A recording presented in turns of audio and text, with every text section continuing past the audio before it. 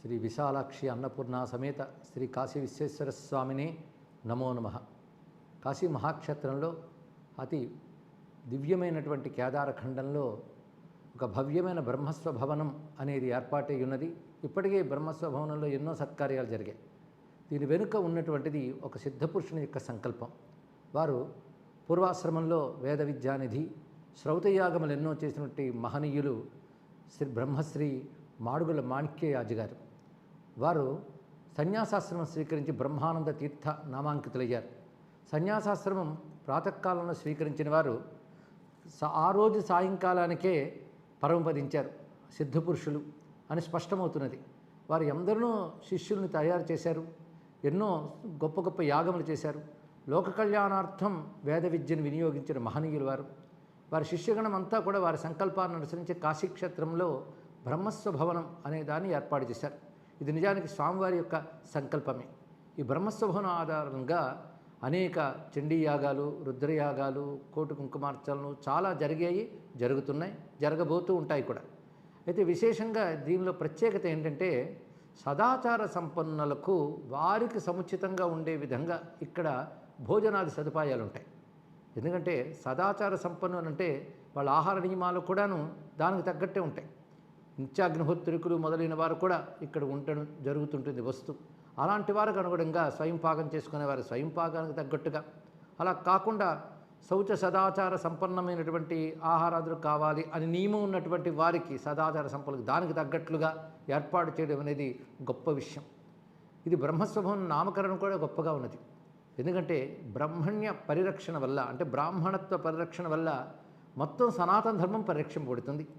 ఎందుకంటే సనాతన ధర్మం అంటే అన్ని వర్ణముల వారు సమస్త విశ్వము క్షేమంగా ఉండాలని కోరుకునేటువంటి ధర్మం.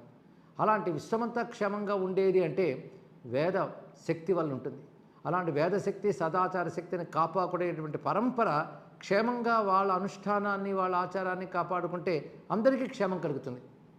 దానికి తగ్గ అనువైనటువంటి పరిస్థితులు మహాక్షేత్రాల్లో ఏర్పాటు చేయడం అనేది అరుదైన అంశం. అలాంటి అరుదైన అంశాన్ని సాఫల్యం చేస్తున్న గొప్ప సంస్థ బ్రహ్మస్వభవనం.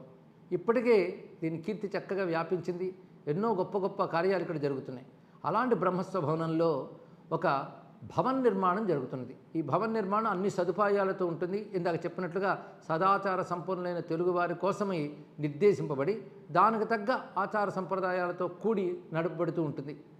అలాంటి ఒక మహాభవనాన్ని ఈ బ్రహ్మస్వభవనం వారు నిర్మాణం చేయదలిచారు.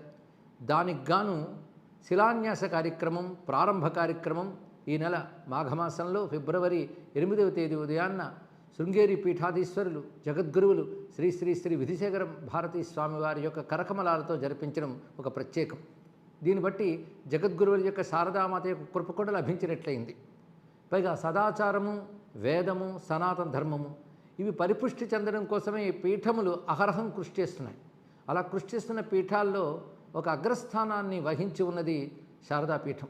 జగద్గురువు శ్రీ శ్రీ శ్రీ భారతీర్థ మహాస్వామి వారి యొక్క ఆశీర్బలం, వారి కరకమల సంజాతులైనటువంటి శ్రీ శ్రీ శ్రీ విధిశేఖర భారతీ స్వామి వారి యొక్క కరకమలములతో ఇది ప్రారంభించబడ్డం ఒక అద్భుతమైన విశేషం.